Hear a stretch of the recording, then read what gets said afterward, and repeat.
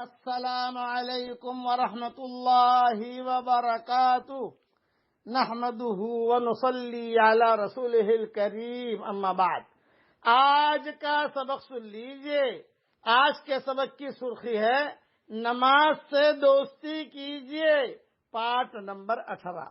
حضرت ابو سعید خدری رضی اللہ تعالیٰ عنہ سے روایت ہے کہ انہوں نے حضرت محمد صلی اللہ علیہ وسلم کو یہ ارشاد فرماتے ہوئے سنا، پانچوں نمازیں درمیانی اوقات کے لیے کفارہ ہیں، یعنی ایک نماز سے دوسری نماز تک جو صغیرہ گناہ ہو جاتے ہیں وہ نماز کی برکت سے معاف ہو جاتے ہیں۔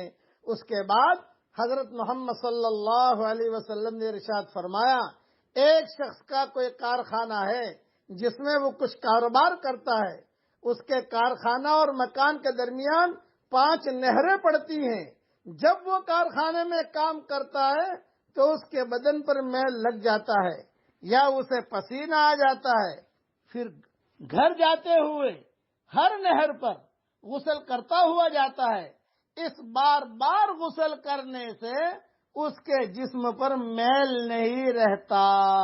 یہی حال نماز کا ہے کہ جب بھی کوئی گناہ کر لیتا ہے تو دعا استغفار کرنے سے اللہ تعالی نماز سے پہلے کے تمام گناہوں کو معاف فرما دیتے ہیں۔ 24 گھنٹہ ہم نماز پڑھیں گے 5 وقت کی تو چھوٹے چھوٹے تو ہمارے گناہ ویسے ہی معاف ہو جائیں گے۔ یہ حدیث جو میں نے بیان کی یہ بزار میں بھی ہے، طبرانی میں بھی ہے اور مجمع الزوائد میں بھی ہے۔ اس لیے نمازوں کا اہتمام کرتے رہنا چاہیے۔ اب پڑھیے میرے ساتھ، رب اجعلنی مقیم الصلاۃ ومن ذریتی ربنا وتقبل دعا۔ اس دعا میں حضرت ابراہیم علیہ السلام کا نور ہے محمدی مہر کے ساتھ۔ ترجمہ ہی پڑھ لیجئے، اے میرے پیارے رب، مجھ کو اور میری اولاد کو نماز کا خاص اہتمام کرنے والا بنا دیجئے۔ اے ہمارے رب، اور میری یہ دعا قبول کیجئے۔